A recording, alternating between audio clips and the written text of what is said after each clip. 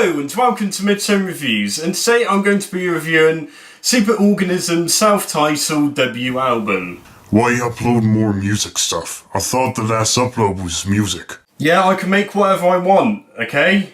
I know it's 2 music things in a row, but I'll try and upload something that isn't music-y. Is that alright? I guess. So Superorganism are an indie pop band with a mixture of members from America, the UK, but sort of have a very similar sort of musical background, sort of producing sort of pop sort of stuff, rock, sort of indie and that. I first actually discovered them on FIFA. I was listening to a few of the tracks and that on there, and I found this one, Something on Your Mind, which is actually in the album.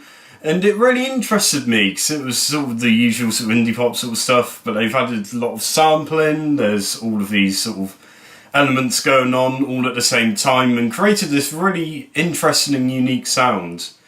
So I was thinking, yeah, I'll try and listen to a lot more of their stuff, and I'm hoping that they're going to be releasing an album, and about 6 months later they did. I think the first thing to say about this album, it is a sort of indie pop album.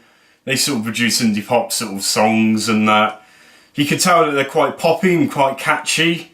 And also you could tell that they've taken a lot of influences from bands such as MGMT and stuff like that. I think the vocals, personally, on these tracks are pretty good.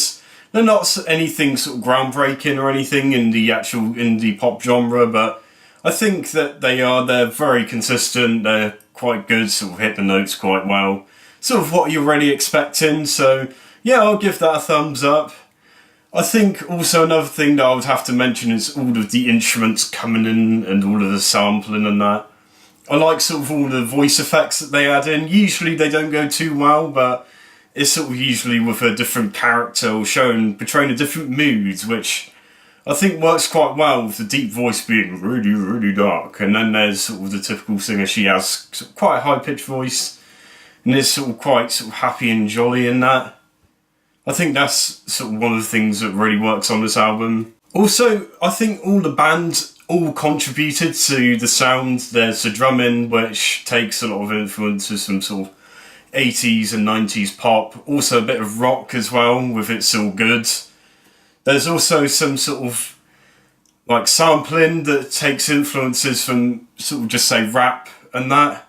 I think it's really interesting to sort of listen to how they all play out and how they all sort of link each other's sounds and that into the music. One of the criticisms which I was first thinking of giving is to do with there's way too much going on, but when sort of having a second listen of the album, I sort of changed my mind there, and I was thinking it really works actually, having all of these different things. I think it shows sort of the chaos and they all sort of flow well. It isn't just put in for a completely random reason, which I was a bit worried about, especially with certain songs like Nobody Cares.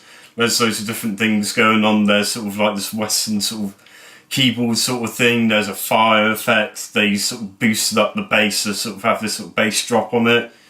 I was a bit worried that like it was going to be a bit too much on sort of some of the other tracks, but I think with certain ones they toned it down a bit, but they also tried sort of like actually sort of make it into the song, especially with having sort of these sort of alarm clocks and the birds sort of tweeting and that, sort of give it a sort of quite nostalgic feel. I also think that there's some sort of stronger songs and weaker songs.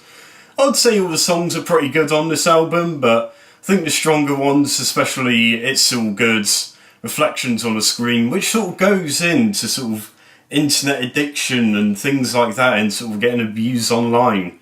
And it's really sort of, when you listen to it, it's quite a sad song, but I think they sort of cover it up a little bit with all of the different sort of effects and the singing and that. I also do like Something on Your Mind. I also like Nighttime, which is the last track on the album. It really does remind me of sort of like a sort of late 90s, early 2000s sort of thing, but with the Superorganism sound put on top with it, with all the sampling, and I like the sort of bit where it says wake up 3 times as well, sort of gets stuck in your head. I think sort of 2 of the weaker songs are Superorganism, or however you say it, it's essentially Superorganism, but they've taken out some of the letters. I didn't really see it as sort of being significant or anything, but I think it still works quite well. It was still a decent song. No, I wasn't too keen on Nice March either. I think that was sort of just a bit of a filler, and it was a bit too quiet compared to the rest of the album. I know there's sort of songs that are sort of quieter and sort of more relaxed, but I think they sort of toned it down a bit too much compared to the rest of the album. I definitely think that there is a sort of theme sort of going on, or a semi sort of theme. I think it's sort of someone's sort of day to night sort of thing, where they have the first track, It's All Good, with them going, oh, good morning, you've woken up, and then night time, where it ends with an alarm clock and someone waking up. So I think it sort of goes through a track of someone's day. I know there's some sort of different bits and pieces that throw you off, like the Prawn song, which is sort of a bit random and sort of Cara Benito sort of influence in some ways, at least lyrically. But yeah, I think sort of the whole entire sort of running theme and sort of track sort of runs quite well, actually. I think one of the weaker points with this album is they use quite a lot of the same samples and that with some of the songs, especially the bird sample. They sort of use the sort of same sort of voice effects. There's all of these sort of different things. There's the different sort of keyboard effects and synth effects they use on multiple tracks. And I was hoping that they were going to sort of change up a little bit. Yeah, this album's got some really catchy songs, which I think sort of flow quite well together. I think that they are actually extremely catchy. I know I've already said that, but I've only listened to the album twice, and there's songs I've only listened to twice, which I got stuck in my head, especially Nighttime, which sort of, I think it's really good that they sort of make some really catchy sort of stuff as well, and not sort of just, oh yeah, we're just going to throw you out completely, which I think is really good for a debut album, and also sort of still experiments a little bit as well, and sort of tries to add in different sounds and different effects and that. So overall, this is a really good album, really catchy, some really good songs, a really interesting sound, so I'm probably going to give it an 8. What do you think? You can comment down below, and I'll see you in 3 days' time.